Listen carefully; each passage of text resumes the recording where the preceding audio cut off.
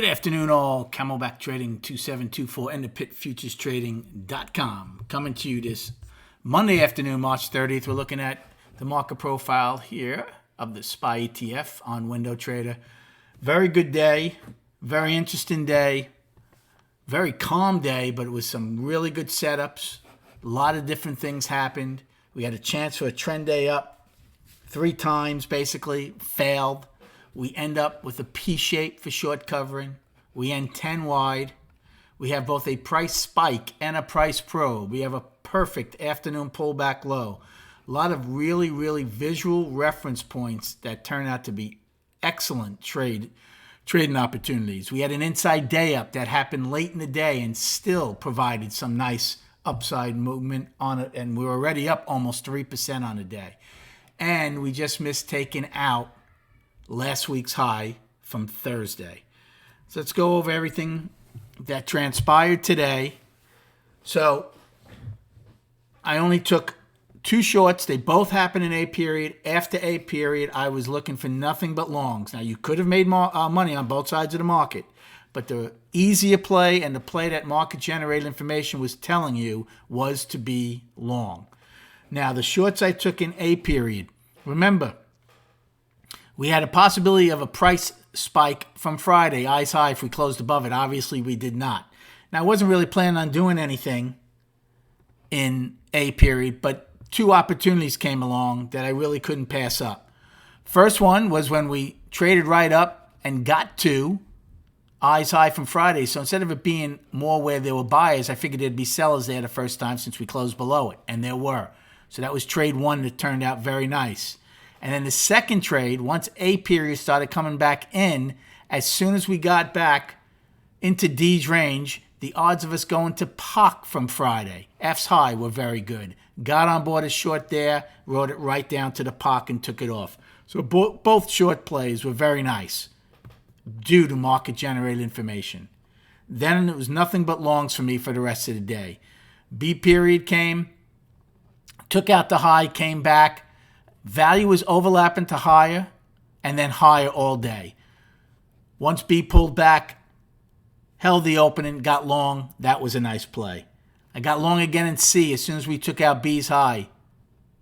That was a good long. I took a long in G period. Same thing. As soon as we popped F's high, got long. That was a good play.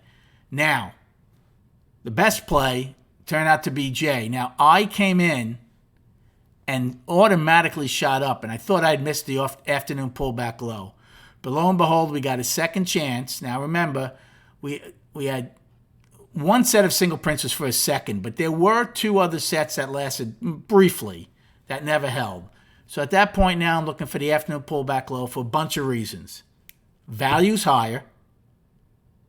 The indices are all up, not giving back. We did not visit the opening at all after B period.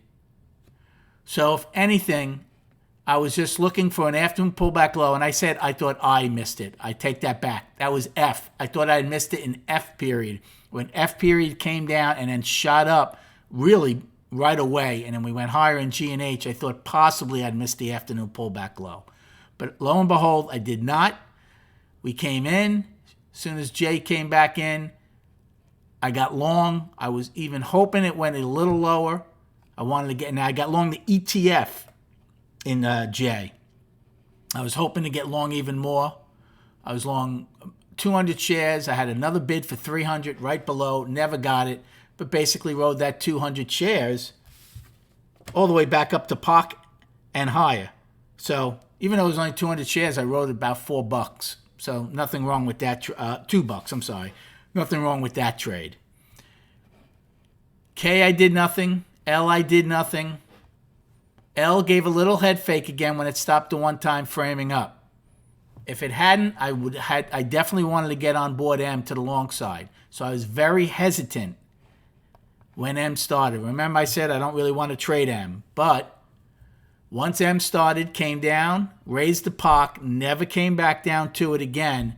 You can see as we were trading, I knew not new, you don't know, nothing's for sure, but the odds of the 350 algo going up were very high. So when it came in, I took a quick 40 call position.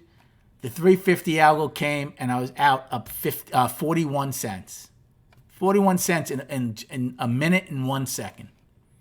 And I could have done it again because we came down again before the 355 algo, and then the 355 algo even went higher. But that's fine. Turned out to be a very, very nice day. All right. Destinations for tomorrow. Upside will be today's high of 262.43.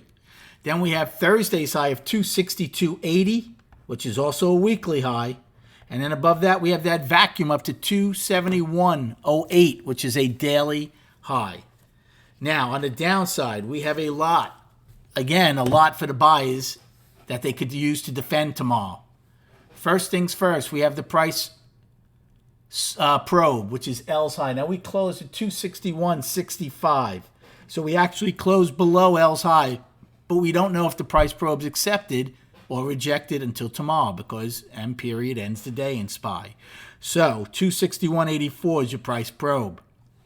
Then G's high, 260.38 is my price spike. I make a new high either in KL or JK or L. That becomes my price spike. So 260.38, we closed above it, so it's still good to me. Then we had 10 wide at 259.55. The afternoon pullback low, J low of 257.94. Today's low of 253.53, and an afternoon pullback low of 252.20 from the 27th. Now let's go to the charts.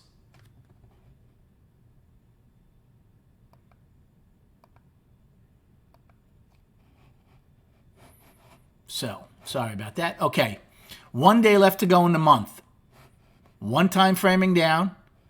Outside month down the previous month, but we have taken back a lot, right? 218 was the low, so we've taken back $43 so far from the low. So they're trying, right? Well within 2018's lows. Weekly, I'm still calling it down to balance. If we take out last week's low, I will say firmly balance. We're close to it, but we still haven't taken it out yet. So down to balance, unless we take out last week's high. I think I might have said low. I meant high. So if we take out last week's high, we'll be firmly in balance. And then daily, one time framing up, 5 days, right? Gap is still my main focus all the way down here. We had an inside day. We came out of it to the upside. Now, we came out of it to the upside late. However, 260.80 or 81 was the high, and we got up to 262.43. So that inside day up was a good trade. If you went with that trade, you made money on the upside when we came out of it. You see now we basically have almost three highs fairly close to each other. So the important one is Thursdays to me. That's a weekly high. So we're kind of, even though we're one time framing up 5 days, it's kind of the top of a 3-day balance. So to me, it's important for the bulls to take out last week's high. If not, then, well, maybe we have a short-term triple top on the daily and we'll roll over. We did, ironically, cross the 50 cross over to 200 with their death cross, and we're up over 3% today. So, again, that's not something I look at a lot, but a lot of traders do, so that's why I even have it on my screen. But the important thing for the bulls is to get over last week's high. I hope you had a good day trading. Have a great night, and we'll speak prior to the opening tomorrow.